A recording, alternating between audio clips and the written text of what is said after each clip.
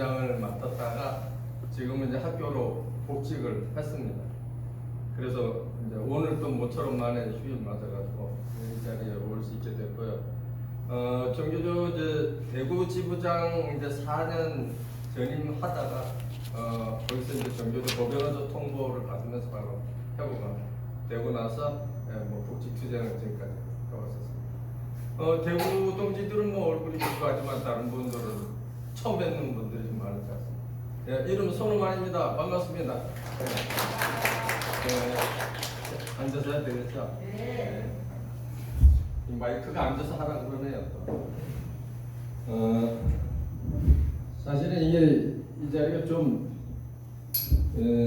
낯설죠.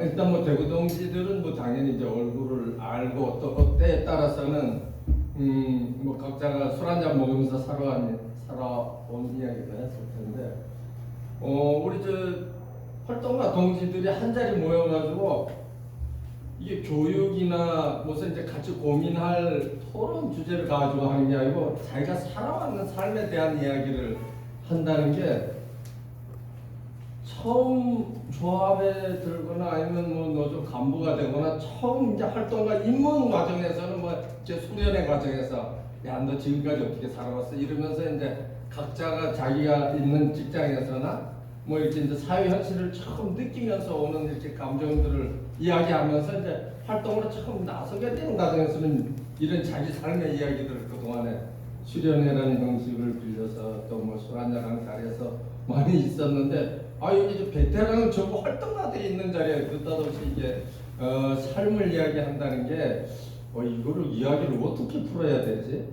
이게 고민이 좀 됐어요. 여기는 제목에는 지금 특별한 강의라고 했는데 제가 처음에 교육을 한 꼭지했으면 좋겠다 했는데 저는 아직 교육을 못하겠다 이랬는데 그래서 저는 이제 교육이 없는 줄 알고 있었는데 지난번 2차 모임 때 제가 안 왔어요. 안 왔는데 거기서 이제 돌아가면서 자기가 살아왔는 이야기를 좀 풀어놓는 이런 이야기가 필요하다. 그 이야기를 그냥 형님이 살아왔는 이야기 그냥 편하게 해줬으면 좋겠다. 요런 정도 주문을 받았어요. 그래서 더더군다나 특별한 강의 이러면 제가 너무 낯설어요. 이야기를 어떻게 풀어야 될지. 그것도 처음 입문 과정도 아닌 이미 베테랑 활동가들 앞에서 제가 이제 이거 뭐라 그래 참 아무것도 모르는 사람 이제 소무당의 사람 나온다고 잘못하면 이제 엉뚱한 이제 헛다리 짚기가 되지 않을까 이런 걱정이 좀 있습니다. 그런데 일단 제가 지난번에 그 정교조가 문재인 정권을 상대로 해서 뭐 당연히 정교조가 법연노조 취소가 되고 어느 정도 노동 사건이 보장되는 방향으로 갈 줄 알았는데 전혀 그렇지 않고 또 해고자들의 복지도 이루어지지 않은 이런 모습을 보면서 이제 우리 정교조 해고자들이 신문사에 인터뷰를 하면서 이 문재인 정권을 일종의 고발하는 내용의 이런 내용의 이제 인터뷰를 했는데 이 오마이뉴스에서 저를 이제 인터뷰하는 내용이 실려서 그냥 그런 정도로 이제 가볍게 소개를 하면 되지 않을까 이런 생각으로 그냥 제가 살아왔는 거를 이제 소개는 하는데 그거는 무슨 운동했다 뭐 어떤 걸 했다 이런 이제 운동의 대략의 과정만 들어있을 뿐이지 그 과정에서 제가 실질적인 고민을 했던 내용들은 거기에 나타나기 힘들어요. 물론 뭐 그런 정도는 있겠죠. 지금 이제 뭐 마치 6월 항쟁이나 이 586 세대들이 지금 이 정권의 정점에 올라 앉아가지고 이 지금의 민주화 다 된 세상인 것처럼 자기네한테 협조만 하면 앞으로 인간 낙제 살 수 있는 세상이 뭐 펼쳐질 것처럼 이야기하는 그 문재인 정권 하에서 어떻게 해서 이런 정교조와 같이 해고자들의 복지 문제든 지금 이 땅에 우리 노동자들의 이런 일이 있을 수가 있나를 고발하는 형식의 이런 이제 인터뷰 내용이니까 그런 정도로 고발하는 의미는 있을 것 같아요. 예전에 586 세대가 있기도 전에 70년대 박정희 때부터 유신반대 내지는 이제 군사 파시즘 정권에 이제 저항하기 위한 투쟁에서부터 그 전부터 투쟁해왔는 사람이 여전히 길바닥에서 이렇게 지금 투쟁을 할 수밖에 없는 문재인 정권 하에서 이런 내용을 뭐 이렇게 이제 주로 내용으로 삼아서 했던 게 있으니까 뭐 이 정도는 소개를 하는데, 실질적인 여기 계신 분들의 고민은 뭐 종교적 활동도 어떻게 좀 더 잘할까, 내지는 뭐 각자 자기 속한 데서 좀 이런 수준의 고민이 아니잖아요. 지금 이제 이야기를 나누고 싶은 삶의 이야기는 아마 근데 이게 대우조선의 그 동지가 이제 삶의 이야기를 해보자 했을 때의 의미는 뭐 조금 어떤 뭐 대우조선 지금 뭐 이 자리에도 대부분이 그럴 것 같아요.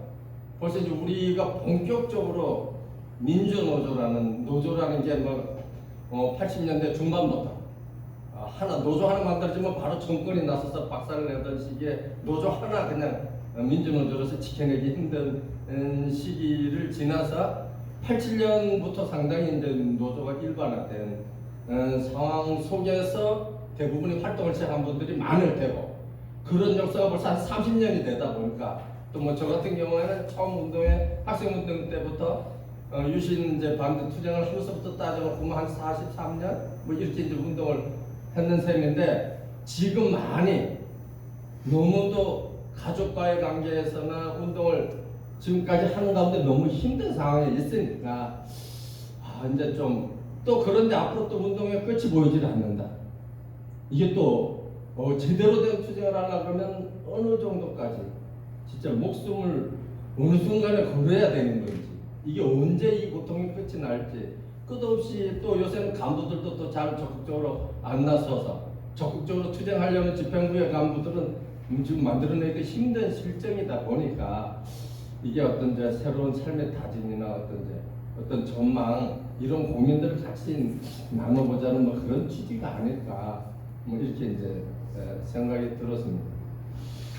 근데 일단 뭐 저는 그냥 간략하게 이제 신문에 소개된 것 중심으로 하고요. 혹시 이제 중간중간에 제가 약간의 이제 고민이 됐던 부분을 섞어서 그냥 말씀을 드리고, 사실은 이런 이야기 자체가 우리 대구에 있는 동지들도 제가 어떻게 살아왔는지를 잘 아는 분은 잘 몰라요. 처음 운동하는 거 아니에요. 그 뭐 수십 년을 같이 해왔으면서도 그런 얘기 한다는 건 쉽지를 않아요. 예전 같으면 뭐 이제 수련회 가가지고 자기 진짜 보안이 지켜지는 자기 몇몇 동지들한테서 술 먹으면서 뭐 이렇게 힘든 얘기는 한 번씩 하면 이제 살아왔는 이야기들도 할 수 있게 되지만, 섣불리 여러 사람 모임 자리에서 얘기 잘못했다가 뭐 다음에 수사받았다 그러면 바로 그냥 보안에 조직 보유에도 걸리고 다 걸리게 되니까, 좀처럼 자기가 살아왔는, 더더군다나 조직과 연관해서 살아왔는 이야기는 어디 가서 절대 할 수가 없는 금지사항이죠. 보안이 잘못하면 쟤네들의 수사 정보망이 여기까지 있다면 거기서 더 치고 들어가면 바로 다 또 조직이 깨질 수도 있으니까, 이런 비합 시절에는 더더군다나 절대로 이렇게 이제 자기 살아왔는 삶을 다 드러내놓고 얘기할 수 없는 게 우리의 현실이었죠.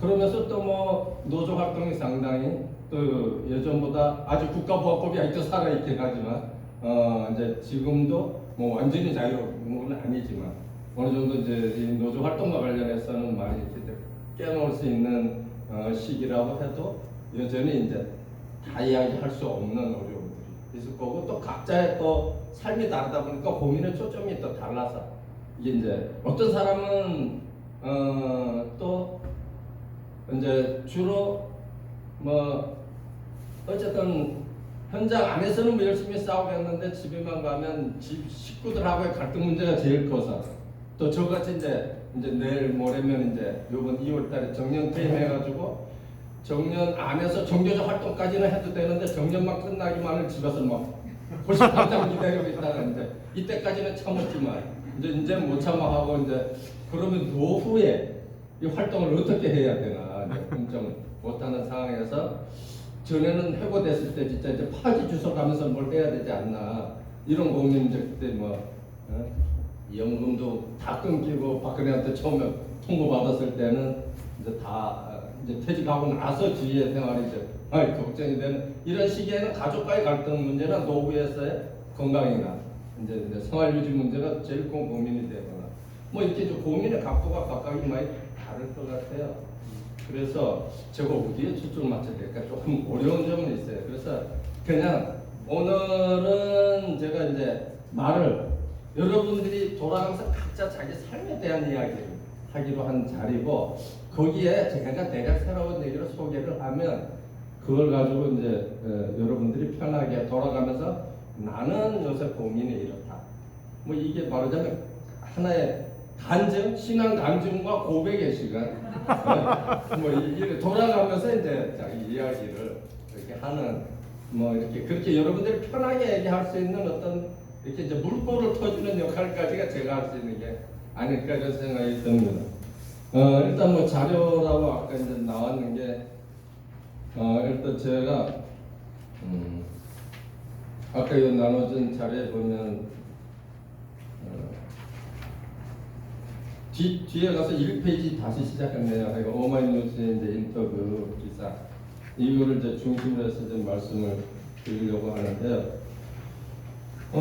일단 제가 어떻게 해서 노동운동을 이제 하게 됐느냐, 그 뭐 과정을 중심으로 먼저 말씀을 드리자면, 대략의 줄거리는 그런 것 같아요. 일단 저는 이제 뭐 학생 시절에 대학교를 이제 대구에 있는 이제 경북대학교를 이제 입학하자마자, 여기에 보니까 또 노준혁 군이 이번에 경북대학교 시험 쳤다 그러대요.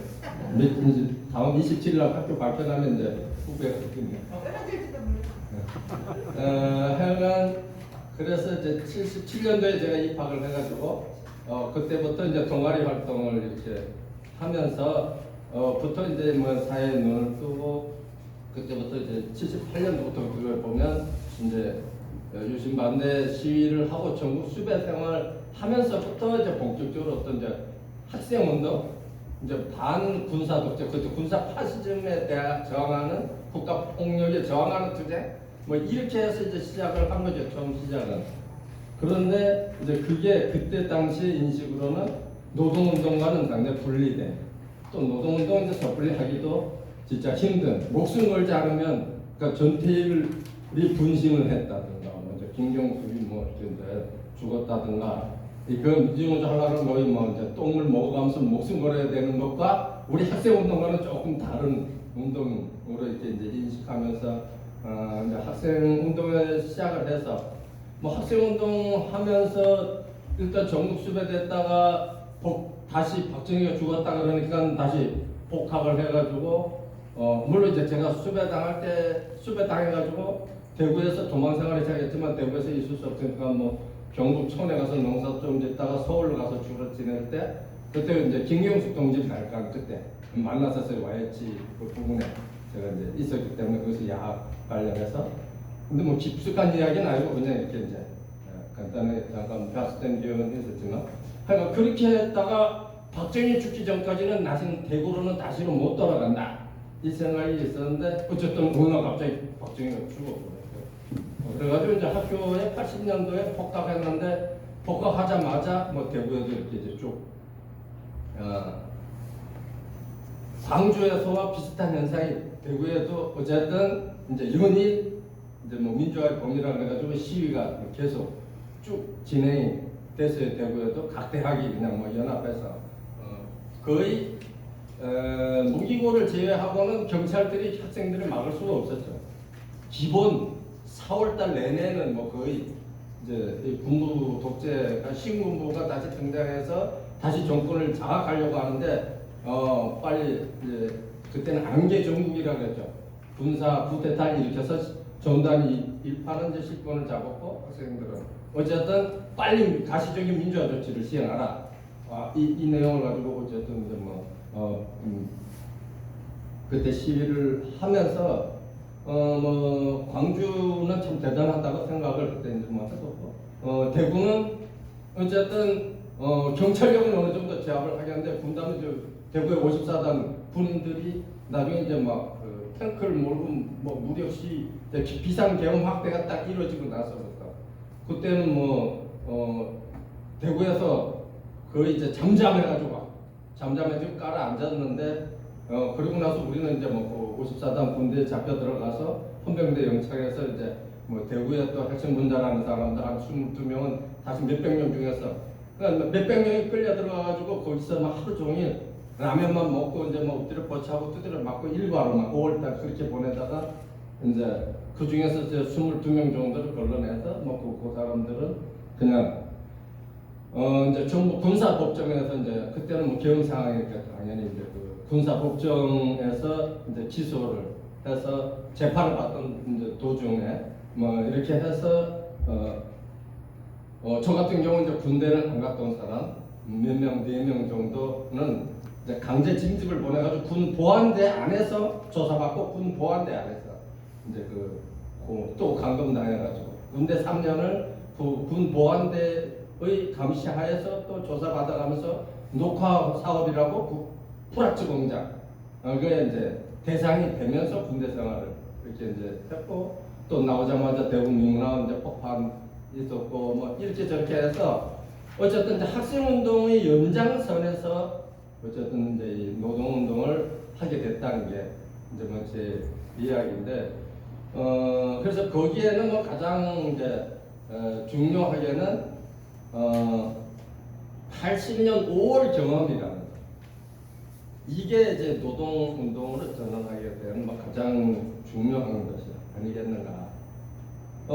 우리 물론 이제 대구에서도 한 우리 이제 뭐 대구 시내 뭐 학생들이 일과만 맞추면 저녁 때 잘 모이는 시내 중심가에 뭐 민속 골목 이런 데서 이제 많이 만나가지고 뭐 대구 사람들은 잘 아는 뭐 국주성안 이런 데서 만나가지고 이제 뭐 이런 이제 선배들로부터 막 옛날에 낭만적인 독립운동 투사들로부터 이어져 오는 뭐 이제 이야기들 또 이제 뭐 많이 듣고 그러면서 눈 뜨고 뭐 이렇게 이제 했었던 이런 학생운동의 시각이라는 것은 사실 뭐 학생운동이 3.1운동과 4.19로부터 이어지는 어떤 송구적인 역할, 선봉의 역할, 학생운동 중심적으로 우리가 민주화운동, 이게 이제 군사 정권, 군사 파시즘을 깨는 국가폭력에 저항하는 가장 주력 부대로서 학생운동을 담당하고 있다는. 그래서 노래도 항상 선구자 같은 게 또 유행하고 이런 형태의 어떤 학생 중심적인 활동에 말하자면 명확한 어떤 생각의 전환이 온 게 이제 80년 5월이었다. 그 경험이 뭐 대구에 우리 같이 잡혀갔던 우리 동지들도 거기서 이제 막 하루 종일 두드려 맞는 게 한 달 동안 군인들한테. 그러면 뭐 헌병대에서 보안대들이 나와서 지시하면 헌병대에서 이제 그 총을 들고 22명을 하루 종일 이제 막 좌로 굴러 우로 굴려 뭐 한 50m 되는 거리를 뭐 지락하고 이제 계속 머리고 뭐고 뭐 사정없이 이제 그 경찰봉 중에서도 짧은 봉이 아니고 1m짜리 킹 박달난 봉으로 그냥 하루 종일 두드려 패면 이제 막 구토하고 하루 일과가 이제 두드려 맞는 일과를 한 달 정도 하면서 그때 전부 가졌던 생각이 뭐 경찰력으로는 우리는 막을 수 없었어요. 그러니까 경찰은 얼마든지 우리가 대학생들이 연합해가지고 하면 이길 수 있겠는데 경찰력을 넘어서 군인이 탱크를 몰고 왔을 때 이제 더 이상 우리 어떻게 할 수가 없구나. 그러면서 이제 뭐 반틈은 조금씩 옆에 방에 영창에 있는 이제 두드려 맞으면서 씨발 거 다음에 이번에 이제 나가면 우리도 뭔가 무기가 있지 않으면 이제는 도저히 이제는 군대에는 맞설 수가 없다. 뭐 이런 정도를 우리끼리 막 했는데 나중에 이제 광주 쪽의 이야기가 들려오는 거지. 깜빵 안에 있으면서 야 광주 동지들 대단하다. 어떻게 군인들의 그 공수부대와 탱크와 그런 군인 병력이 맞서서 그거를 뚫어내고 어쨌든 광주라는 것을 해방으로 만들 수가 있었나. 이런 이제 깜빵 안에 있으니까 자세한 이제 그건 없으니까 정보는 없으니까 이제 그런 생각만 하다가 이제 나오게 됐죠. 80년 농이니까. 뭐 그래 군대에 있으면서도 뭐 계속 이제 뭐 휴가 나올 때마다 그런 얘기 한 번씩 듣는 거죠. 잠깐 나와가지고 그리고 뭐 저 역시도 또 프락치 잠깐 이제 프락치 대상이 될 건도 했었고 저기였어요. 그래서 어쨌든 그때에 이제 우리의 최대 하나의 교훈이라 그럴까? 80년 5월에 교훈이라고 하면 이제 학생운동만 가지고서는 안 됩니다. 실제 학생운동은 설사 어떤 정권을 몰아냈다 치더라도 4.19 몰아냈다 치더라도 학생이 정권의 주체가 될 수가 없다. 학생은 다시 정권만 무너뜨리고 학교로 돌아가야 되고 실제 정권을 담당하는 건 민중이 담당을 해야 된다. 거기서 학생운동의 뼈저린 한계를 느끼면서 현장으로 들어가서 민중이 조직화되고 민중이 주체가 돼야 된다는 거를 이제 제일 분명하게 깨달았다. 그래서 학생운동은 이제 더 이상 뭐 몇 명 학생운동 관리할 사람은 놔두고 좀 현장으로 가자 이제 뭐 이런 거고, 두 번째는 이제 국가라는 데 대한 환상을 깨는 거죠. 우리는 항상 애국자라는 걸 강조해요. 말하면서 우리가 학생운동을 이렇게 열심히 하는 이유는 나라를 바로 세우기, 애국이라는 이 국가라는 이거를 틀을 절대 인식을 넘어설 수 없었는데, 결국은 이제 국가가 군대까지 딱 이제 폭력 기구로서 학생운동을 이제 무기로 진압하는 상황에 와서는 국가라는 것이 무엇이냐에 대한 의문을 제기하게 되었다는 거. 그래서 이제 어떤 과학적인 이론에 필요해서 이제 처음에는 이런 거죠. 그야말로 이제 뭐 도저히 그냥 학생들이 시만하고 뭐 여론만 좋고 뭐 이래가지고 여론이 압도적이라고 해서 절대로 이런 국가 폭력을 이길 수 없고 군대를 이길 수가 없다. 그래서 제대로 된 민주주의를 구축할 수가 없다. 그렇기 때문에 제대로 된 민주주의가 되기 위한 방식으로서 어떻게 하면 이제 혁명적으로 이제는 뭐 좀 무장 갖춰서라도 뭐 싸워야 되는 거 아니냐. 마지막 도청을 쏴주었던 동지들처럼 광주에서 우리도 어쨌든 이제는 무기를 들고 뭘 해야 되지 않겠느냐. 국가라고 해서 결코 우리가 복종해야 되는 것은 아니다.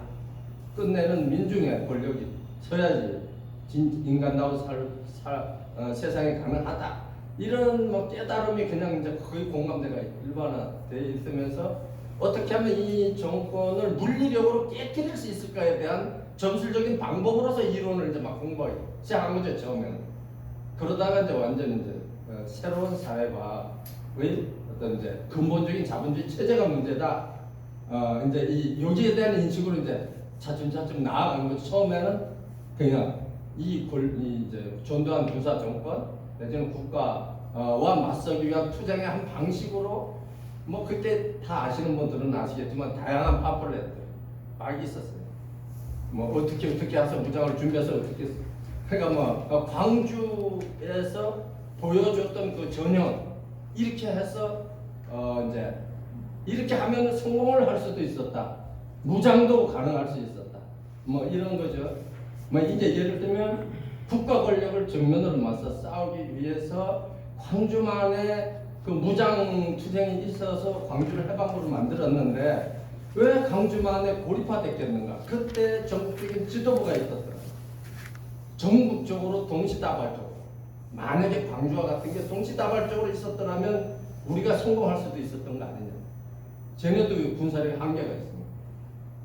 물론 이제 또 미국이라는 뭐 세력이 또 뭐 이렇게 오겠지만 어쨌든 그때 최소한 광주만에 고립화된 것이 아닌 전국의 동시다발적이면서 어떤 뭐 산악 지형을 이용하던 장기전으로 끌고 가서 세계의 폭로가 됐더라면 이제 우리가 권력을 뒤집을 수도 있었던 거 아닌가 이런 형태의 이제 생각들을 주로 이제 처음에는 하다가 이제 근본적인 시각 전환은 어떻게 싸움에 이기는 방식으로서의 과학적 이론을 막 이렇게 이제 주로 이야기하다가 결국은 이제 사회과학을 본격적으로 접하면서 이제 국가에 대한 인식도 이제 단순히 민주주의 그때 생각했던 민주주의라는 게 지금 생각하면 그야말로 서구식 민주주의 내지는 부르주아 민주주의였는데 이제 그런 이제 군사 정권 내지는 군사적 파시즘 정권이 아니면 된다는 걸 이제 넘어서 근본적으로 자본주의 체제를 지키는 국가. 또 폭력 기구로서의 국가에 대한 인식이 이제 나중에 확장되거나 이제 나중에 운동 전환하면서 이제 알게 됐고 그래서 현장으로 이제 투신을 하게 됐다. 그런 의미에서 노동운동을 왜 하게 됐느냐? 그러면 저는 대답을 처음에는 노동자 민중이 주체가 돼야지만 국가 권력을 뒤집을 수가 있다. 이렇게 무참하게 쟤네들한테 폭력을 당했을 때 이렇게 쉽게 우리가 꺾이는 이걸 넘어서 이기려고 하면 이제 하는 거기서 출발을 해서 노동자 민중이 주체가 돼야 된다라는 이 점에서 처음에는 출발을 했었고 노동운동 그러면서 이제 노동운동 하면서 사회와 공부를 접하면서 근본적으로 국가라는 이제 뭐 부르주아 민주주의를 넘어서 이제 자본주의 체제에 대한 근본 이제 모순에 이제 우리가 눈을 뜨고 이제 그다음부터는 이제 운동이 바뀌어갔다. 그래서 뭐 저는 어떻게 보면 이제 학출 노동자죠, 그야말로. 이제 뭐 학생 출신 노동자. 그래서 그때는 또 학출과 현장에 이제 평생 잔뼈가 굵었는 노동자와의 이런 이제 또 시각차들이 있었죠. 지금이야 노동운동, 노조운동 이게 이제 확장이 돼서 지식인 노동자도 노동자. 그래서 이제 우리 이제 뭐 다양한 한 일주체로서 얘기를 했지만 그때는 학출 노동자는 일종의 조직에 이제 뭐 주로 지도부를 담당하고 있으면서 이렇게 주로 지시만 하는 학생 출신 노동자에 대한 또 현장 노동자들의 뭐 반감도 있었고, 그리고 뭐 이 지식인 출신 노동자는 뭐 다 알다시피 뭐 김문수나 장기표나 뭐 초기 노동운동 1세대들이 다 변절해가지고 그 사람들은 자기 인맥 관계나 뭘로 보나 자기 이제 지식적인 재산, 인맥적인 재산이 있으니까 얼마든지 변신이 가능하잖아요. 근데 현장 노동자들의 가장 큰 이제 이 학출 노동자와 일반 노동자 사이에서 발생하는 이제 갈등은 너네는 나중에 이러다가 학교에서 회사에서 공장에서 해고 당하고 그래도 너네는 갈 데가 있지만 먹고 살 데가 있지만 우린 여기서 해고 당하고 이러다 죽을 수도 있다. 그렇게 섣불리 우리한테 투쟁으로 내몰지 말아든가 그렇게 섣불리 활동하지 마라. 치열함이 없다 너네. 뭐 이제 이런 형태의 이제 갈등들이 정서적으로 좀 있었던 기억이 좀 나고요. 어쨌든 그렇게 해서 이제 저는 학생 노동 운동을 이제 결심하게 됐는데 저 같은 경우에는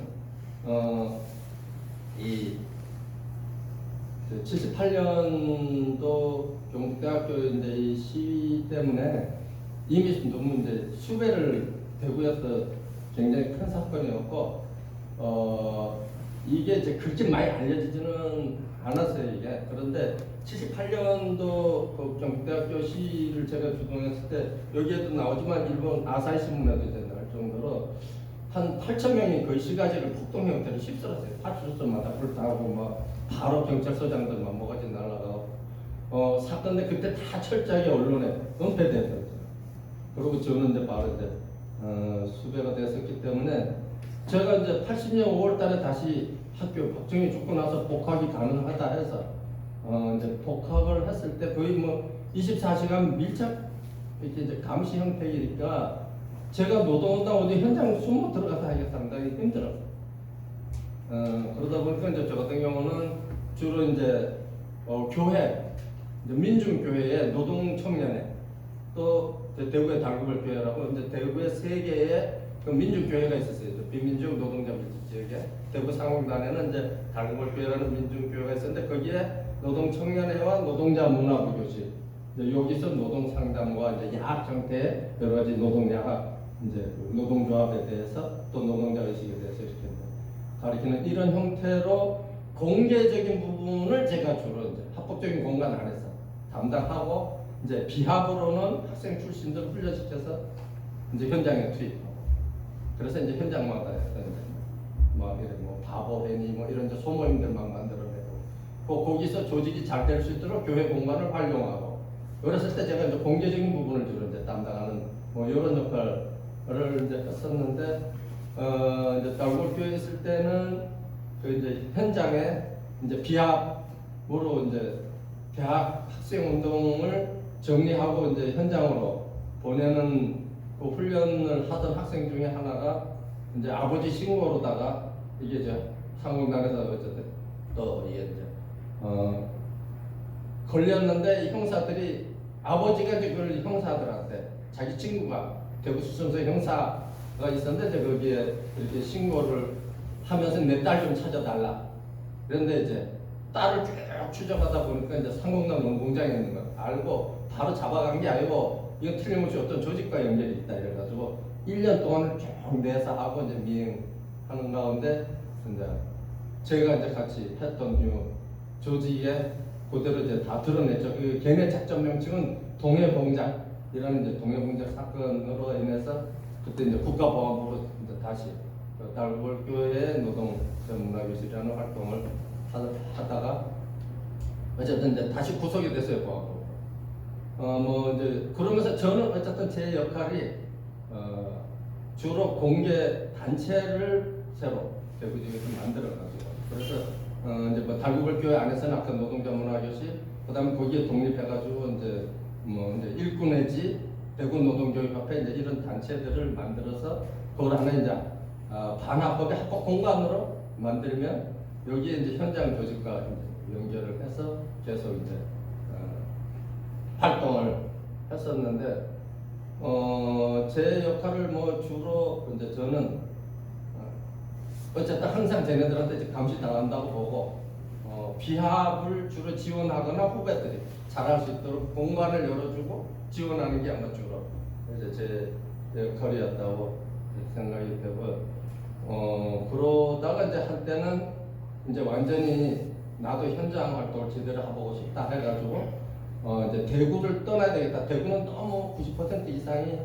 그 이제 300인 이하의 뭐 영세 업체들이니까 대공장으로 가자 이래서 이제 활동가들이 울산이나 마산 창원으로 그때 대부분 많이 갔어요. 그래서 저는 창원에 이제 간다고 마산에 자취방 얻어놓고 거기서 이제 조금 몇 달간 몇 명이 같이 갔기 때문에 이제 수출자유지역 마산에 거기 여성 동지들도 가고 남자는 이제 창원도 이렇게 이제 공장 찾고 이미 들어가는 친구들도 있고 이러는 이제 활동 과정에서 제가 이제 결핵에 걸려서 이제 피가 자꾸 너무 해서 그래서 이제 뭐 제가 다시 더 이상은 이제 현장에서 비합으로 활동하는 거죠. 집합으로 완전 단절해가지고 비합으로만 활동하는 거는 이제 안 되겠다 해가지고 아예 이제 대구에도 못 있고 강원도가 원래 고향인데 강원도 가서 거기서 이제 결핵 요양을 하면서 이제 쉬게 됐죠. 그러면서 이제 일단 제가 약간 몇 년 동안은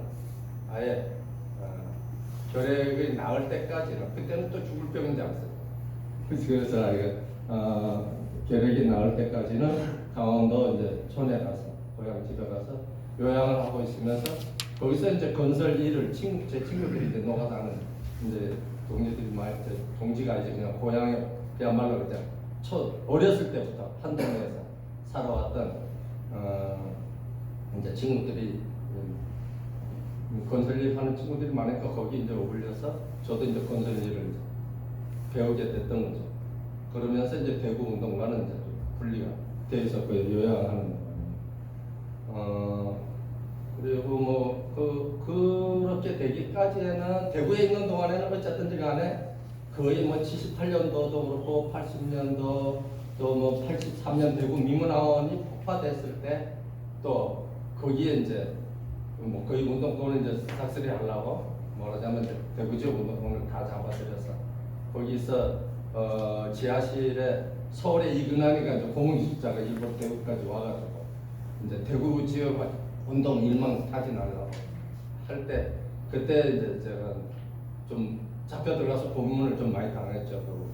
근데 또 이제 대공 분실이라고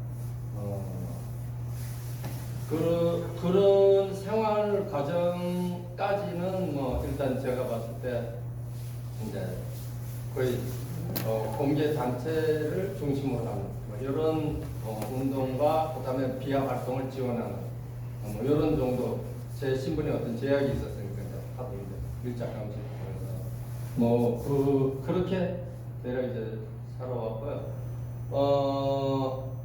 제가 저 강원도에서 좀 이제 뭐 결핵 요양 겸해서 건설 일, 특히 이제 그 아파트나 그 건물의 골조에 들어가는 철근 노가다 일, 요걸 제가 좀 배우면서 거기서 뭐 한 2년 정도 원주해서 그 기술을 이제 결핵 이제 거의 나아가면서 그 결핵이 그렇더라고요. 일단 어느 정도 약을 몇 달 먹으면 일단 균은 음성으로 변하지만 이게 언제 이제 다시 이게 양성화될지 모르기 때문에 몇 년 동안은 이제 꾸준히 약을 계속 먹어주면서 이렇게 버텨야 되니까 겉에도 보면 멀쩡한 놈이에요. 그래서 이제 제가 건설 일을 이제 친구들 따라다니면서 해가지고 그리고는 이제 다시 운동을 하려면 다시 내가 대구에서 시작했으니까 대구로 가야 되겠다 해서 제가 대구를 가게 됐고 대구에서 이제 그 IMF가 왔습니다. 한 대구에서 2년 정도 아파트 하면서 이제 나름대로 이제 건설 노가다 쪽에 사람들 인맥 가격에 많이 뒤처해 놓은 상태에서 아직 노조를 만들 생각을 엄두를 못 냈는데 IMF가 오면서 갑자기 97년 11월 달에 대구 지역에서 잘 나가는 전국 건설업체가 우방, 청구, 보성이라는 데가 동시에 그냥 전부 다 이제 부도 위기에 몰리면서 현장이 다 수습돼가지고 대구 지역 노가다 현장이 거의 한 80~90%가 이제 겨울은 막 닥쳐왔는데 수습이 돼가지고 우리 살려라 하면서 이제 한번 모여보자 하고 대구 두류공원이라는 데로 막 노동자들한테 이제 소문을 내니까 삽시간에 몇천 명이 몰려오는 거예요. 이제 어쨌든 먹고 살아야 된다 이 겨울도. 뭐 그렇게 해서 바로 거기서 이제 노조를 결성할 수 있게 된 거죠. 그냥 모이는 족족 그냥 노조 가입 원서부터 받아가지고. 그래서 이제 건설 노조 일을 대구에서 아마 일용직으로는 거의 전국적으로 거의 최초나 다름없을 거예요. 그 건설사의 사무직 건설연맹이라는 노조는 있었는데 일용직이 무슨 노조냐 그때 당시에는 하루하루 날품팔이가 뭐 누굴 상대로 어떻게 협상하려고 날품팔이가 여기 가서 하루 일하고 저기 가서 일하는 날품팔이가 무슨 노조냐 막 이렇게 이제 하던 시절에 이제 노조 만들 수 있다 우리 생계대책 보장해라 하다못해 우리 안 되면 뭐 시청을 상대로 싸운다 했는데 이제 대구에 이제 16개의 이제 전문 직종 협체를 이루는 사장단 대구 시내에 있는 어쨌든 건설 쪽에 있는 사장단들 너네 다 협체 만들어라 우리하고 협상하려면 그렇지 않으면 우리 이제 몇천 명이 대구 시내 다 좁게 버린다고 하죠. 이런 식으로 하니까 경찰 진해가 나서서 막 거꾸로 이제 건설업체들 모아가지고 협상을 붙여주더라고요. 그렇게 해서 이제 대구 건설 일용노조라는 게 이제 탄생을 했는데 지금은 건설 일용자를 빠지고 건설 노조를 통합이 됐죠. 사무직 노조하고 뭐 그렇게 해서 이제 건설 노조 일을 좀 했었고요. 그렇게 해서 한 2년 정도 건설 노조 일을 하다가 그 뒤에는 제가 이제 체력이 좀 한계도 왔고 그다음에 이제 제가 노조 간부로서 이 IMF가 왜 갑자기 왔는지에 대한 걸 해명을 해야 무슨 노동운동의 어떤 이제 진로 내지는 이야기할 수 있겠는데 불과 몇 달 전까지만 해도 이제 뭐 OECD 새로 가입한다 우리는 이제 선진국으로 들어서 딱 하고 뭔가 경제가 호황이라는 전망을 갖고 잘 된다고 생각했는데 갑자기 IMF가 딱 오면서 이거를 어떻게 노동운동에서 어떻게 해야 될지 제가 갈피를 못 잡고 해서 이게 지금 그때까지는 노조 활동을 열심히 하면 되는 줄 알았는데 이제 이게 노조의 새로운 개척 분야 건설 이것만 잘 이제 만들고 유지시키고 싸움만 잘해도 된다 이 생각만 있었지 이걸 제대로 된 이제 노조 활동을 하기 위한 공부를 할 생각을 못했어요. 또 노가다라는 게 낮에 너무 힘들고 그때 상근도 아닌 이제 낮에는 일하고 저녁에 와서 노조 활동 했기 때문에 그리고 뭐 공부할 시간도 없고 그러다 보니까 이제 이래서는 안 되겠다 하던 차에 이제 나중에 이제 김대중 정권으로 바뀌고 나서 과거 시국 관련자는 언제든지 이제 복학이 가능하다. 이래서 제가 이제 잠시 우리 대구 그 건설일용노조 안에 약간의 이제 갈등도 있었고 그래서 그것도 정리도 할 겸해서 이제 제가 이제 학교에 복학을 했어요. 그게 복학해가지고 졸업했는데 43년 만에 졸업장 받았어요. 대학교 4년이면 졸업하는데 43년 만에 어쨌든 이제 졸업을 했는데 저는 교사로 발령 날 거라고 생각해서 복학했는 건 아니고 한 1년 반 정도 세 학기 정도를 이제 마주 제가 뭐 학점을 따면 이제 졸업할 수 있게 됐는데 사실 공부를 하고 싶어가지고 공부를 하고 싶어서 이 IMF 경제 현상을 내가 어쨌든 좀 이해를 해야 되겠다 해서 복학을 했는데 갑자기 이제 새 학기 마치자마자 교사로 발령 날 수 있으니까는 발령 받아서 갈래 안 갈래 그걸 묻더라고. 교육청에서 전화가 와서 집에 가서 이제 상의를 했는데 집에서는 뭐 사실 근데 월급은 노가다가 더 셌어요 교사. 그때 제가 그때 이제 완전 베테랑 1급은 아니지만 그래도 이제 쇼프링이라고 불렸어요. 그래도 쇼프링 제가 한 일당 7만 원 정도를 받았는데 그때는 하루 1.5 야리끼리를 줘야 이제 자기가 이 30평짜리 40평짜리 있으면 야 너네 3명이서 여기까지만 일 마치면 몇 시에 끝나든지 간에 일만 쫙 마치면 바로 집에 갈 수 있고 일종의 이제 빨리 일 베테랑으로 잘하는 놈들은 빨리 끝내고 룰루루 하고 이제 갈 수도 있고 그런데 그렇게 하면 1.5로 줘요. 일당 하루 주는 게 아니고 1.5, 0.5를 더 쳐줘요.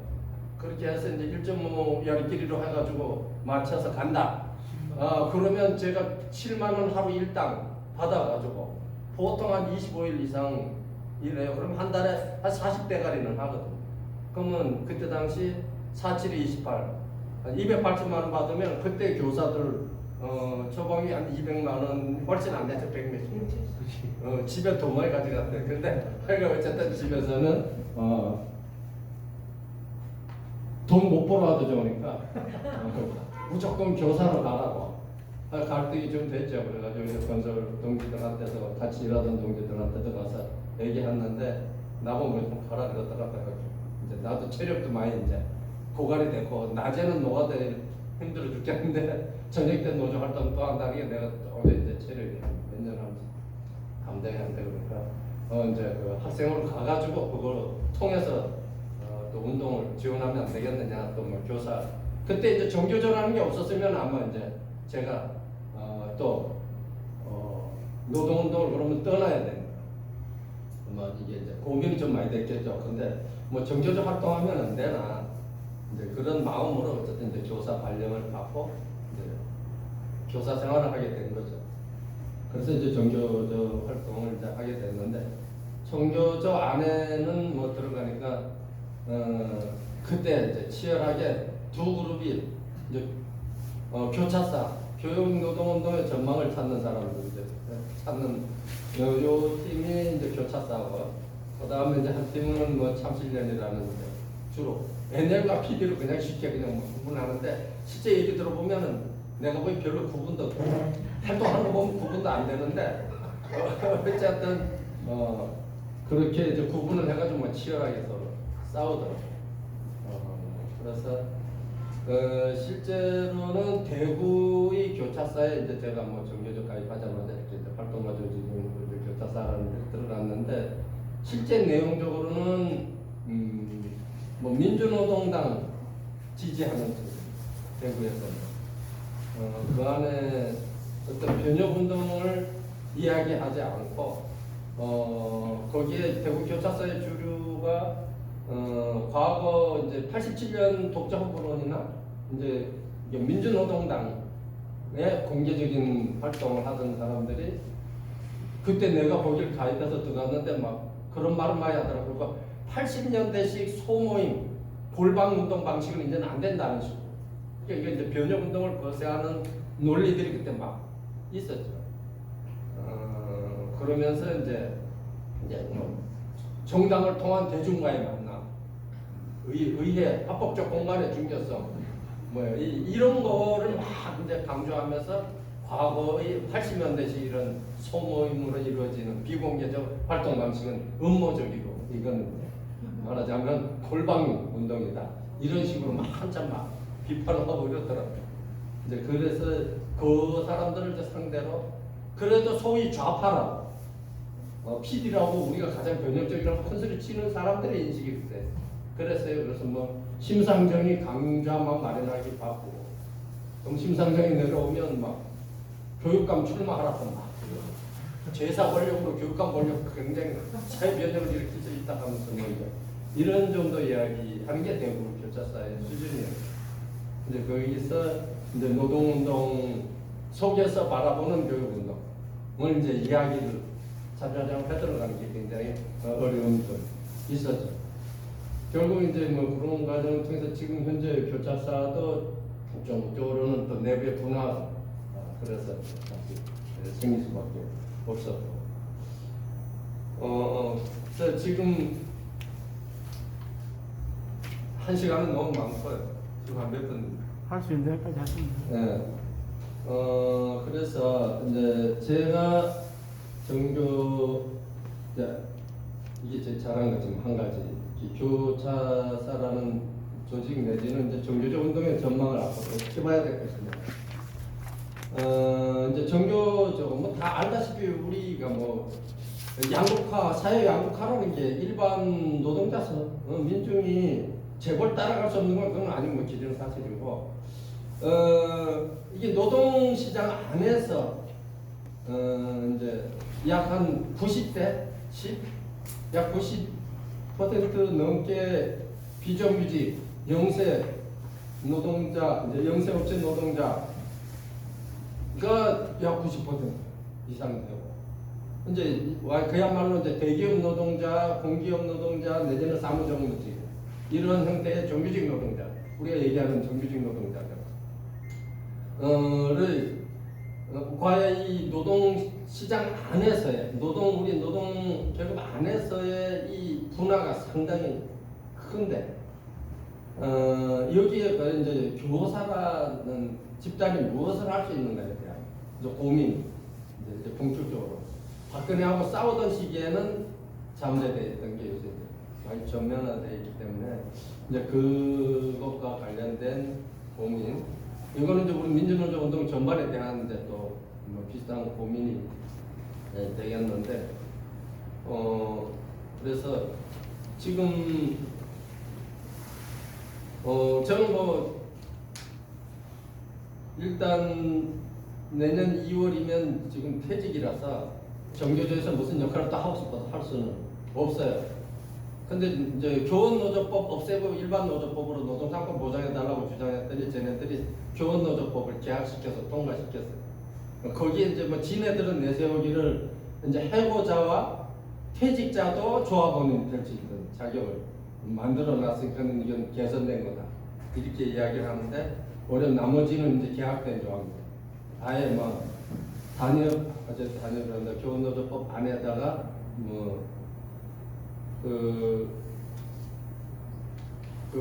단일 창구 단일화를 아예 이제 법제화 한다든가 이제 몇 가지 독소 조항을 넣어가지고 노동상권하고는 점점 더 멀어지게 된 만들어진 이런 형국인데 어쨌든 제가 퇴직자가 돼도 조합원은 가능하더라고. 그렇다고 해서 제가 지금 현재 한참 후배들한테 이제 어쨌든 좀 공부를 해서 이제 이 노조 집행 안부도 맡고 현장 활동을 할 수 있도록 만들어야 되지 제가 다시 어떤 직책을 맡는 것은 적절하지는 않다. 그래서 이제 이후에 어떤 역할을 할 것인가 정교조 안에서 중심적으로 할 것인가 그러면 정교조에서 만약 하게 되면 학교 안에 비정규직과 결합된 형태로 비정규직 조직화를 더 우선으로 하면서 결합된 형태로 뭔가를 구상을 해야 되지 않겠는가에 대한 고민인데 첫 번째고요. 그다음 이제 정교조를 넘어서 우리 전반적으로 이제 후퇴를 계속하고 있는 민주노조 운동 진영 안에 어쨌든 핵심적인 이제 공부 변화 활동 같은 걸 길러내기 위한 뭔가를 좀 길게 보고 해야 어떤 역할을 해야 되지 않을까에 대한 고민. 그게 지금 현재 이제 활동가로서 저의 고민이고요. 그다음에 이런 게 조금 더 확실하게 하기 위해서는 집하고의 갈등 문제를 해결해야 되는 게 더 중요해요. 그래서 제가 나름대로 이제 마지막 정리를 하려고 하는데 사실은 요새 이제 전태일 평전을 다시 읽어봤어요. 옛날에 그 이제 신선한 충격 속에 읽던 것과 다르게 다시 봤는데 요새 또 새롭게 많이 또 배운 게 또 많더라고요. 그리고 전태일 평전만 봐가지고는 안 되겠고 이서선 어머니의 평전도 같이 봤는데 정말 그야말로 우리 현대다. 전태일과 이제 어머니 있어서 어머니 그렇게 느낌이 완전히 다르더라. 근데 다른 그걸로 다 이야기가 가능할 정도에 물론 이제 의식상의 한계들은 다 있고 그래서 오늘 여기 와서 삶에 대해서 이야기한다고 하는데 다시 전태일 동지의 그 이제 성전 살아왔는 걸 읽고 이서선 어머니의 또 삶을 읽고 하니까 너무 이제 부끄러워요. 여러분들 앞에 제 이야기를 이렇게 살아왔다고 이야기를 하지만 중간중간에 제가 공백 기도 여러 차례 있었고 진짜 치열하게 제대로 살았는가에 대한 이제 부러운 마음에서 많고요.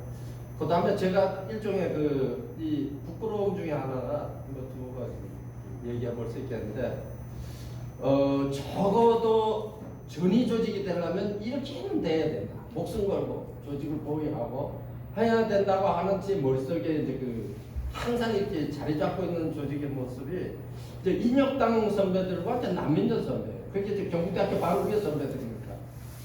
근데 이제 인혁당 선배들은 솔직히 얘기하면 제대로 된 조직 모습을 갖추지 않은 그야말로 이제 4.19라는 그런 4.19 혁명 직후에 왔던 어떤 해방 공간 안에서 공개 단체 속에서 만들어진 인맥관계를 중심으로 해서 어쨌든 이제 그 조직을 이제 만들어 보려고 했던 그런 멤버들이고, 그 다음에 이제 인혁당의 그 선배들이 하고 바로 직접 연관을 갖고 있었던 조직이 경북대학교 안에 학생 조직으로 있었어요. 그리고 그분들하고는 저하고는 대학교 시절에도 조금씩 접촉이 있었는데, 저는 이제 기독 학생 운동을 출발해서 기독교 원래 고등학교 때까지 기독교 신앙을 갖고 있었어요. 그래서 이렇게 이제 바로 아마 그쪽의 선배들이 이게 이제 기독교라는 것 또 반공을 깨고 바로 하기 힘드니까 우회적으로 막 이렇게 저한테는 이렇게 학습을 했지 바로 들이대놓고 이렇게 사회과학을 가르쳐주지는 않았던 것 같아요. 그런데 어쨌든 저는 그때 당시에 의식의 한계가 좀 뚜렷이 있었죠. 70년대까지. 그랬는데 어쨌든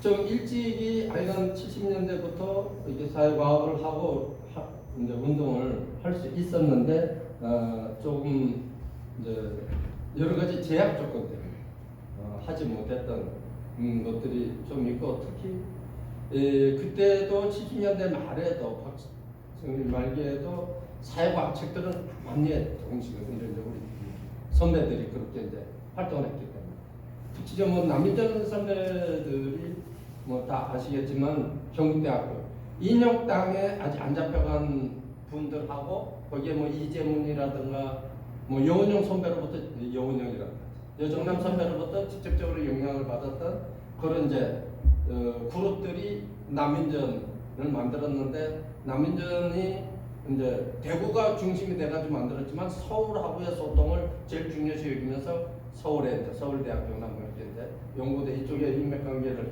이렇게 형성을 통해서 주로 이제 활동을 해왔는데, 그 남인전이 깨지는 과정이 제가 수배 생활하다가 이렇게 들었거든요.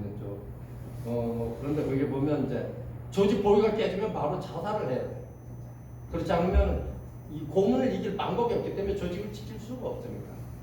근데 그게 나한테는 굉장히 그 결심을 하기가 힘들더라고요. 그러니까 조금은 비겁한 거죠. 이제.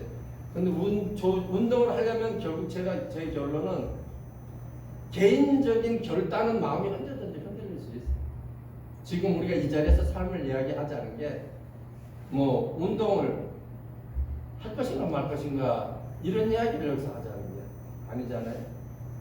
모순이 존재하는 한은 한 개인이 결단하든 안 하든 운동을 하게 돼 있잖아요. 그 모순을 해결하고 대립물이 서로 부딪히면서 운동은 당연히 일어나는 것이고, 그건 누가 해도 하는 것이고, 그런데 당연히 노동자로 산다면 노동운동은 당연히 인간답게, 노예로 살기 원하지 않는다면 당연히 하는 것이 노동운동이라고 봤을 때 노동운동을 하는 건 당연한데, 이거를 이제 너무나 지치고 몇십 년 동안 해와도 전망이 안 보이기 힘들다 했을 때 이제 개인적인 흔들림들이 당연히 있겠죠.